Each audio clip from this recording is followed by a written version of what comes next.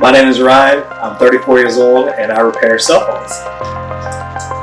The advice I would give someone starting their own repair business would have to be research, learn the trade, start with a lower end device that's easy and cheap to replace should you make a mistake. If you have an old device laying around your house, watch research videos online and learn that phone first. Time management is very important. It's an important aspect of life. You know, my regular job, repairing phones, you have to be able to manage that time effectively in order to get your repairs done on the committed time that you provided to your customers. So I had a Challenger repair, and it was funny because I'll remember like it was yesterday. The lady brought me their older generation iPhone in a bag.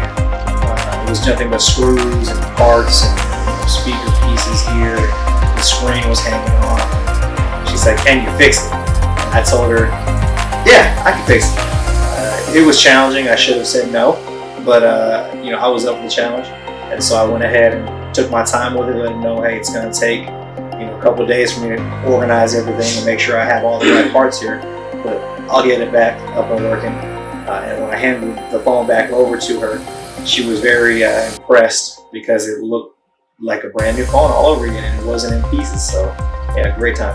I ensure quality and satisfaction with my work just by having that level of communication with the customer. I try not to use lower quality products. I make that very known when issuing a quote to a customer.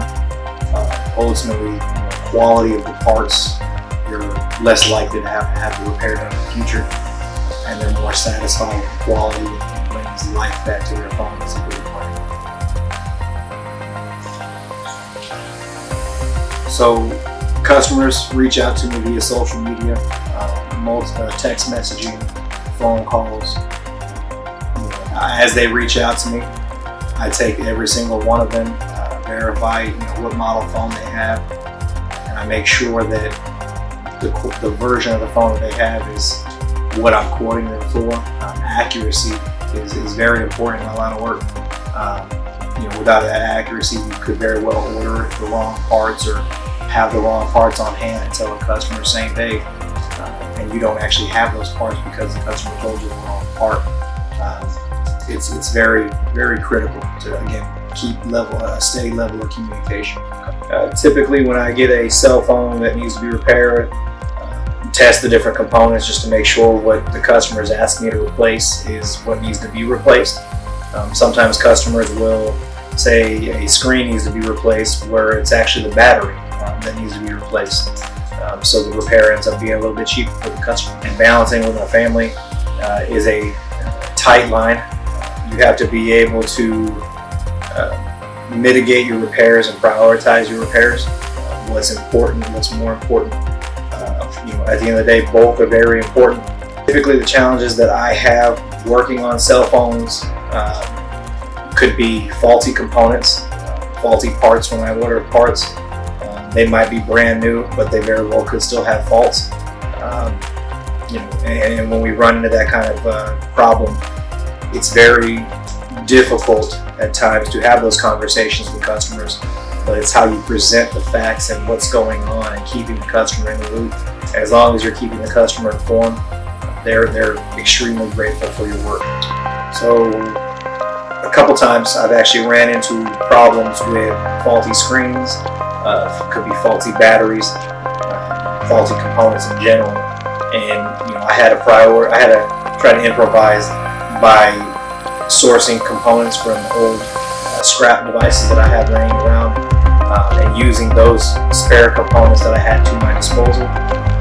If I don't have those, then again, as I said before, you got to have that level of communication with the customer to be able to let them know what's going on and where you're at in the process of their repair. A lot of customers are very sketchy for side businesses.